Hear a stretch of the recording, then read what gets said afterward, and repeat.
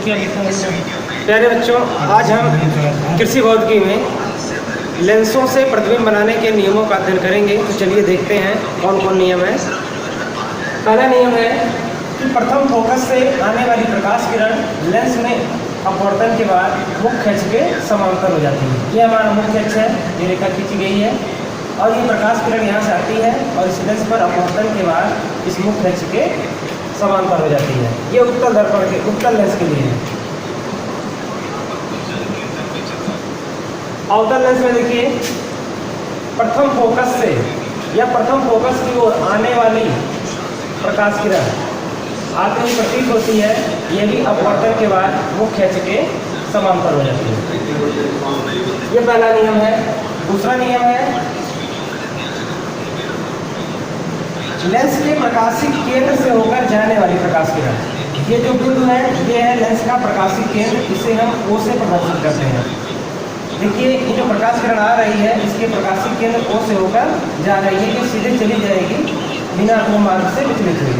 ये उत्तल लेंस में है। अवतल लेंस में देखिए, ये इसका प्रकाशिक केंद्र है।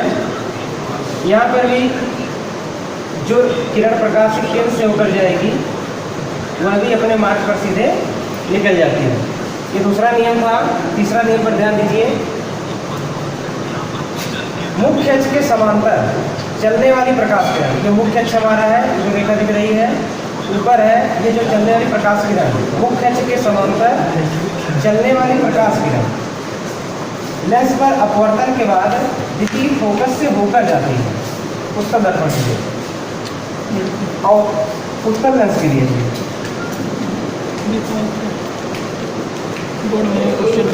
अवतल लेंस में देखिए, मुख्य अक्ष के समांतर चलने वाली प्रकाश किरण अपवर्तन के बाद लेंस के द्वितीय मुख्य फोकस से आती हुई प्रतीत होती है। देखिए, नीचे बढ़ाएंगे तो द्वितीय फोकस से आती हुई प्रतीत होती है और यहाँ से अपवर्तित होकर के ये अपने मार्ग से ऐसे निकल जाती है। अब हम जानते हैं लेंसों के लिए चिन्ह परिपाटी। लेंस के लिए दूरियाँ कैसे मापी जाती है, सेम दर्पणों की भांति ही इसकी भी चिन्ह परिपाटी है। सभी प्रकाश किरणें हमेशा बाईं ओर से डाली जाती हैं। किरणों के चलने की दिशा में जो दूरी हम लेंगे उसे धनात्मक, अगर हम किरण के चलने की विपरीत दिशा में दूरियों को मापेंगे तो ऋणात्मक। मुख्य अक्ष के नीचे प्रतिबिंब बनेगा या कोई भी दूरी मापेंगे तो उसे हम ऋणात्मक लेंगे। मुख्य अक्ष के ऊपर की तरफ कोई दूरी मापेंगे या कोई प्रतिबिंब बनेगा उसे हम धनात्मक लेंगे। अब हम जानेंगे कि विभिन्न स्थितियों में उत्तल लेंस द्वारा बने प्रतिबिंबों की स्थिति। सबसे पहले अभी हम थोड़ी देर पहले आपको बताए थे कि 3 नियम हैं, उसमें से किसी 2 नियम को लेकर के हम प्रतिबिंबों की स्थिति निर्धारित करते हैं। अगर वस्तु अनंत पर है तो यहाँ से देखते हैं एक चलने वाली प्रकाश किरण यहाँ से आती है और प्रकाशिक केंद्र से होकर सीधे निकल जाती है। दूसरी किरण जो इसके प्रथम फोकस से होकर जाती है, अपवर्तन के पश्चात मुख्य अक्ष के समांतर हो जाती है। ये दोनों लाइनें जहाँ काट रही हैं वहीं पर प्रतिबिंब बनेगा। इसको हमने A' B' के द्वारा दिखाया है। तो अनंत रेखा प्रतिबिंब आप देख रहे हैं बड़ा है, लेकिन यहाँ पर जो प्रतिबिंब बना है छोटा है, छोटा बनेगा, वास्तविक बनेगा और उल्टा बनेगा। दूसरी स्थिति है इधर, अगर अनंत और 2f1 के बीच में हो, f1 का मतलब प्रथम फोकस, 2f1 का मतलब उस प्रथम फोकस की दोगुनी दूरी पर रखा हो। अनंत और 2f1 के बीच में है, कोई वस्तु A भी रखी गई है, इससे 2 किरणें हम ले जा रहे हैं, एक यहाँ से जो जाती है और अपवर्तन के बाद इसके द्वितीय फोकस से होकर निकल जाती है। दूसरी प्रकार जो किरण है वो जाती है इसके प्रकाशिक केंद्र, यहाँ से जो प्रकाशिक केंद्र है वो यहाँ से होकर निकल जाती है। ये दोनों किरणें जहाँ काटेंगी वहीं पर प्रतिबिंब बनेगा। इसे हमने A' B' के द्वारा दिखाया है। ये भी प्रतिबिंब कैसा बनेगा, वस्तु से आकार में छोटा बनेगा और सीधा बनेगा और वास्तविक रहेगा। तीसरे कंडीशन पे चलते हैं, अगर प्रतिबिंब को 2f1 पे रख दें, अगर हमने 2f1 पे रख दिया तो 2 किरणें, एक किरण सीधे ले जाते हैं यहाँ तक, अपवर्तन के बाद ये निकल जाती है इसके द्वितीय फोकस से दूसरे भी किरण ले जाते हैं, इसके प्रकाशीय कोण सी से होकर सीधे निकल जाती है, ये दोनों किरणें आगे बढ़ाते हैं। तो जहाँ पे भी काटती हैं ये वाली किरण और ये वाली किरण, वहीं पर वस्तु का प्रतिबिंब बनेगा ए डैश बी डैश। तो F1 पे रखा गया प्रतिबिंब वस्तु के बराबर बनता है, एकदम बराबर। अब बराबर हो गया है, अब वस्तु का प्रतिबिंब धीरे धीरे बड़ा होगा। चौथी स्थिति में देखें, अगर वस्तु 2F1 और F1 के बीच में रखी हो, मतलब प्रथम फोकस और प्रथम फोकस की दोगुनी दूरी के बीच में अगर रखी गई है कोई वस्तु ए भी है, तो इससे दो किरणें लेकर हम चलते हैं, सीधे जाती है, अपवर्तन के बाद इसके द्वितीय फोकस से होकर निकल जाती है, दूसरी किरण ले जाते हैं और जो इसके प्रकाशीय केंद्र से होकर निकल जाती है। ये दोनों किरणें जहां भी एक दूसरे को काटेंगी वहीं पर वस्तु का प्रतिबिंब बनेगा। तो इसका प्रतिबिंब कैसा बनेगा, आकार में वस्तु से बड़ा बनेगा। थोड़ा सा यहाँ पे दिख नहीं रहा है, लेकिन जहां बराबर हो गया था, बराबर के बाद अब प्रतिबिंब बढ़ना शुरू हो जाएगा, वास्तविक रहेगा, उल्टा रहेगा, वस्तु से थोड़ा सा बड़ा रहेगा। यहाँ पर देखिए जो ये स्थिति थी कि अगर वस्तु अनंत पर है तो उसका प्रतिबिंब कहाँ बनेगा। अब देखिए एक वस्तु यहाँ पर रखी गई है जो इसके प्रथम फोकस F1 पर है, ए बी। यहाँ से दो किरणें ले जाते हैं, एक सीधी किरण जाती है, अपवर्तन के बाद इसके द्वितीय फोकस से होकर सीधे निकल जाती है, दूसरी किरण प्रकाशीय केंद्र से होकर जाती है। दोनों किरणों को आगे बढ़ाएंगे, देख रहे हैं कि कहीं भी ये वस्तुएं, ये रेखाएं आपस में काटती नहीं है। तो आगे जहाँ पर भी काटेंगी वहीं पर वस्तु का प्रतिबिंब बनेगा। अब वस्तु का प्रतिबिंब कैसा बनेगा, वो वास्तविक ही रहेगा, उल्टा रहेगा और आकार में वस्तु से बड़ा रहेगा। ये देखें आखिरी कंडीशन है, अगर वस्तु को हम प्रथम फोकस और इसके प्रकाशीय केंद्र के बीच में आ रहे हैं तो इससे दो किरणें ले जाए, एक सीधी किरण जाती है जो अपवर्तन के बाद, लेंस से अपवर्तन होने के बाद सीधे इसके द्वितीय फोकस से होकर निकल जाती है, दूसरी किरण जो इसके प्रकाशीय केंद्र से होकर ऐसे सीधे जाती है, ये भी सीधे निकल जाती है। इन दोनों को आगे बढ़ाते रहेंगे, देख रहे हैं दूरियां बढ़ती चली जा रही है, यानी कि आगे ये कभी भी एक दूसरे को काटेंगे नहीं, तो आगे इसका प्रतिबिंब कहीं पर भी नहीं बनेगा। लेकिन इन्हीं प्रकाश किरणों को अगर हम पीछे की ओर बढ़ाएं, ऐसे से धीरे डॉटेड लाइन दिखा गया, अगर पीछे बढ़ाएं तो ये एक दूसरे को काटती हुई प्रतीत होती हैं। जहाँ पे काटती हुई प्रतीत होंगी वहीं पे इस वस्तु का प्रतिबिंब बनेगा। ये प्रतिबिंब वस्तु ए बी है तो इसका प्रतिबिंब क्या बनेगा, ए डैश बी डैश। वस्तु इतनी बड़ी है, प्रतिबिंब इतना बड़ा है, यानी और डॉटेड लाइनों से है। डॉटेड लाइन का मतलब होता है आभासी। मुख्य अक्ष के ऊपर प्रतिबिंब है तो सीधा, आकार कैसा है, बहुत बड़ा कर सकते हैं या बड़ा लिख देंगे, ठीक है।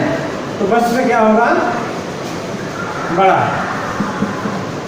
अगर वस्तु प्रथम फोकस और प्रकाशीय केंद्र के बीच में रखी गई हो, सिर्फ यही एक स्थिति है जिसमें वस्तु का प्रतिबिंब आभासी बनेगा, सीधा बनेगा और वस्तु से बड़ा बनेगा।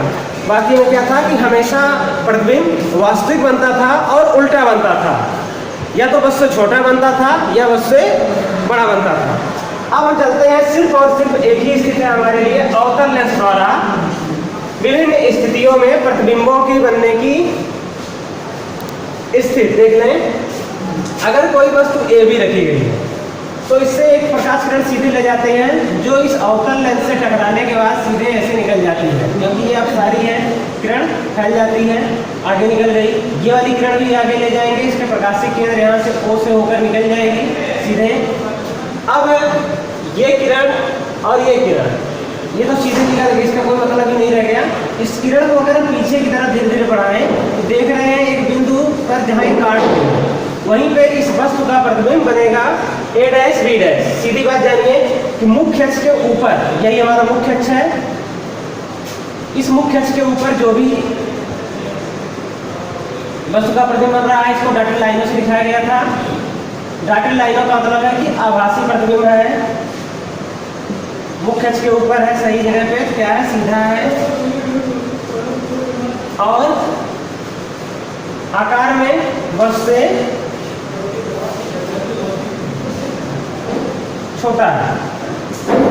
इसका मतलब ये हुआ कि अवतल लेंस द्वारा चाहे जहां पे भी वस्तु को हम रखेंगे तो उसका प्रतिबिंब छोटा ही बनेगा, आभासी बनेगा और सीधा बनेगा, क्योंकि जो प्रकाश किरणें जाएंगी सीधे दूर, अब सारी हैं यहाँ से ले जाएंगे, वो भी निकल जाएगी, घूम जाएगी, कोई मतलब नहीं रहेगा। तो इसके आभासी प्रतिबिंब ही बनेगा, क्योंकि पीछे अब आगे हम देख रहे हैं हमारा जो टॉपिक है ये है कि उत्तल लेंस के लिए वस्तु व प्रतिबिंब की स्थिति, फोकस दूरी, u, v और f में संबंध, यही हमको निकालना है। तो चलिए हम समझते हैं। ये हमारा देखिए जो d दिया गया है ये एक उत्तल लेंस है। यहाँ पे ये बिंदु जो इसका प्रकाशीय केंद्र है, p लिख दिया गया इसके ध्रुव के लिए, ये ध्रुव है। यहाँ से किरण ऐसे जाती है और अपवर्तन के बाद इसके द्वितीय मुख्य फोकस होकर ऐसे निकल जाती है। दूसरी किरण वस्तु AB से ऐसे निकलती है, इसके प्रकाशीय केंद्र से होकर जाती है और ये दोनों किरणें एक दूसरे को जहाँ काटती हैं वहीं वस्तु का प्रतिबिंब A', B' बनता है। अब हम दूरियों को समझ लेते हैं। दर्पण के ध्रुव से इस वस्तु की दूरी है u, स्मॉल u ले ली गई है। ध्रुव से दूरियां प्रकाश डालने की विपरीत दिशा में नापी गई हैं, इसलिए इसे माइनस में लेंगे। और इस दर्पण के क्या कहते हैं लेंस के ध्रुव से द्वितीय फोकस जो है उसकी दूरी स्मॉल f है और इसके प्रतिबिंब की जो दूरी है उसे हमने स्मॉल b से लिया है। अब चलिए देखते हैं त्रिभुज A, B और P में। त्रिभुज A, B, P व त्रिभुज इस वाले त्रिभुज में लेते हैं A', B', P में।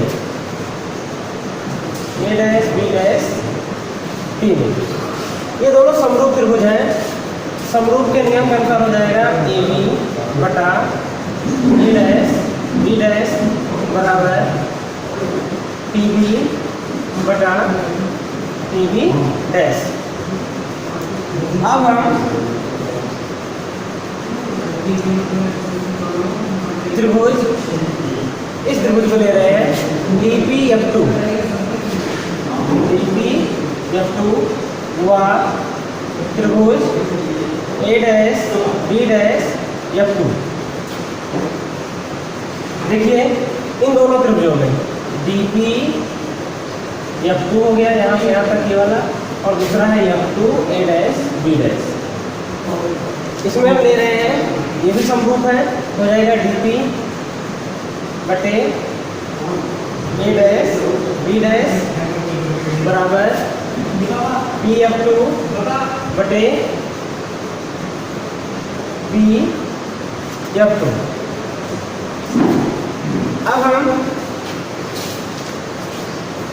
ये देखें कि जो हमारी DP है, D से लेकर P तक और AB, ये दोनों एक दूसरे के इक्वल है, बराबर है। चूंकि AB बराबर है DP के,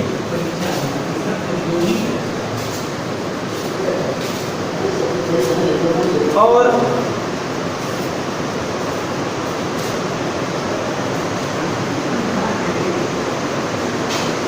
तो यहाँ पे जहाँ पे ये DP लिखा गया है, यहाँ पे हम AB को लिख सकते हैं। यह है हमारा AB बटे A', B'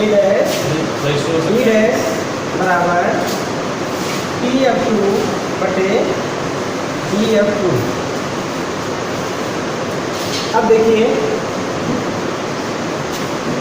AB बटे A', B', AB बटे A', B', इसे इक्वेशन नंबर फर्स्ट कर देते हैं, इसे इक्वेशन नंबर सेकेंड।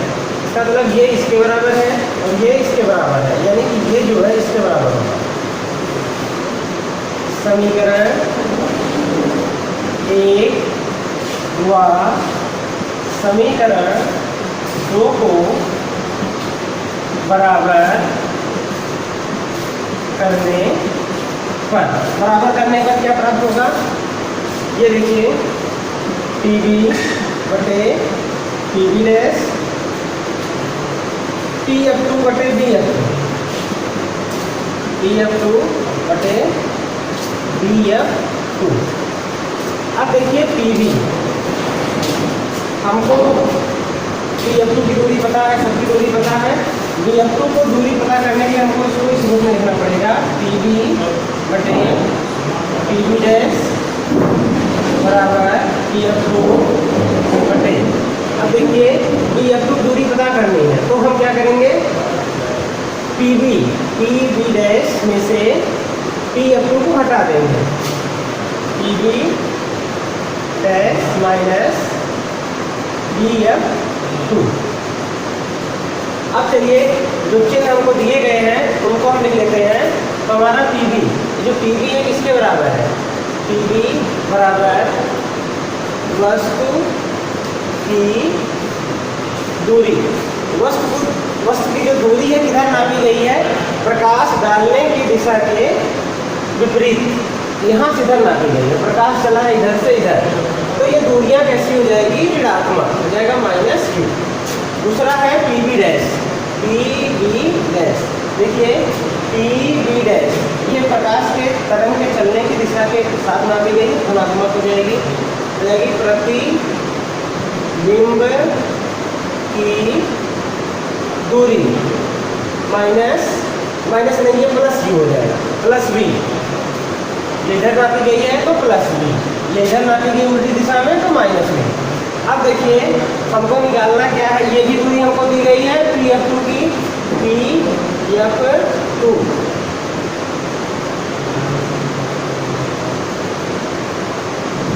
ये हो जाएगी फोकस दूरी। फोकस दूरी जितनी फोकस दूरी है या स्मॉल f से लिख देते हैं, ये भी प्लस में ही रहेगी। अब यहाँ से सब मान को उठा करके यहाँ लिख देते हैं। PB का मान कितना है? -V, -U है। PB डैश की वैल्यू कितनी है? +V। PF2 की वैल्यू कितनी है? PF2 ध्यान दीजिएगा +F है, तो +F लिख दिया गया। अब PB डैश देखिए, PB डैश कहाँ दिया गया है? PB डैश +V और PF2 नहीं, BF2 दिया गया है। BF2 को हटाना नहीं था, बल्कि PF2 की दूरी हमको पता करनी थी, इसमें से घटाना था PF2 और PF2 की वैल्यू दी गई है +F।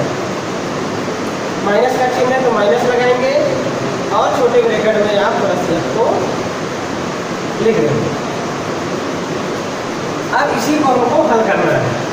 माइनस यहाँ लिखिएगा, -U है तो -U ही रहने दीजिए, बटे V है तो V ही रहेगा, +F है तो +F ही रहने दें। इधर देखिए जब ये ब्रैकेट खुलेगा तो ये +V इस माइनस की वजह से माइनस हो जाएगा, V -F। इसका गुणा इसमें कर दीजिए, इसका गुणा इसमें कर दीजिए, इसका गुणा इसमें करेंगे तो हो जाएगा -UV। -U का इसमें गुणा करेंगे तो माइनस हो जाएगा +UF। इसका गुणा इसमें करेंगे तो हो जाएगा VF।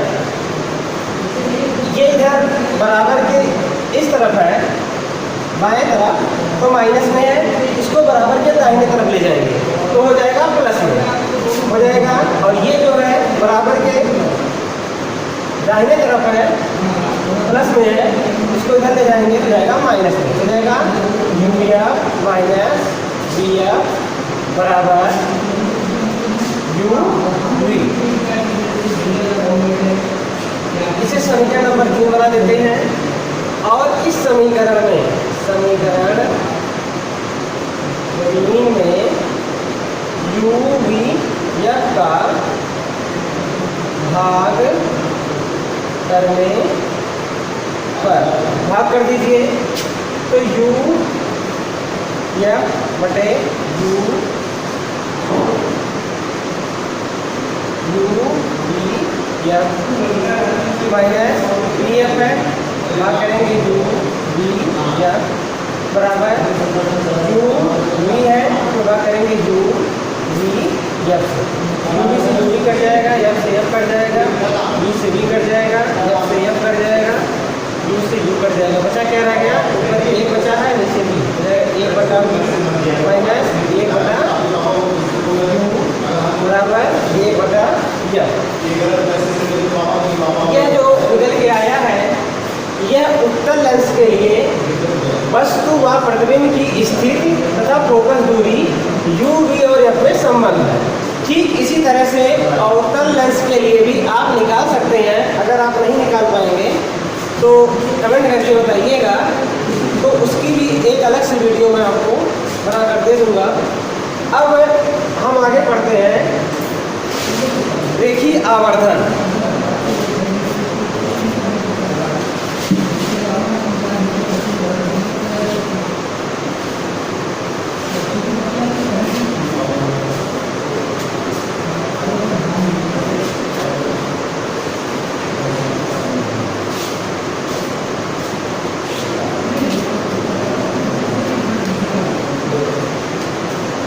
रेखीय आवर्धन।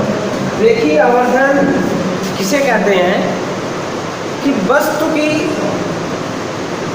के प्रतिबिंब की लंबाई और वस्तु की लंबाई, इन दोनों के अनुपात को हम रेखीय आवर्धन कहते हैं। इसे हम स्मॉल m से प्रदर्शित करते हैं। स्मॉल m बराबर हो जाएगा रेखीय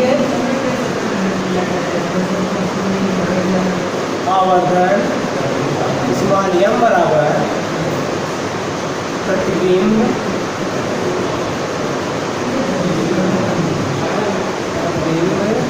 की ऊंचाई बटे वस्तु की ऊंचाई। प्रतिबिंब की ऊंचाई को हम I से दिखाते हैं और वस्तु की ऊंचाई को O से। I का मतलब इमेज, O का मतलब ऑब्जेक्ट। इसको शॉर्टकट में आप ऐसे लिख सकते हैं स्मॉल m बराबर I बटे O। इसके आगे आप इसको ऐसे दिखा सकते हैं एक सूत्र में, प्रतिबिंब की ध्रुव से दूरी और ध्रुव से दूरी क्या है या लेंस से दूरी। प्रतिबिंब की वस्तु हो जाएगा यहाँ पर, वस्तु की ध्रुव से दूरी, ये दूरी को v से और इसको u से लिखते हैं। हो जाएगा स्मॉल m बराबर I बटे O बराबर v बटे u। अब इसमें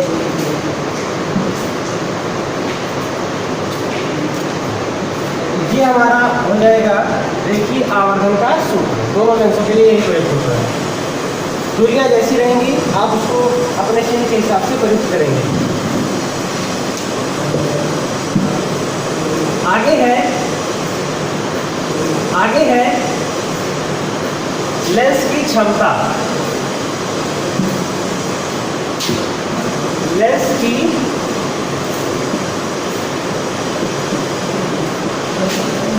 क्षमता। लेंस की क्षमता को हम किससे प्रदर्शित करते हैं और किसे कहते हैं जान लीजिए।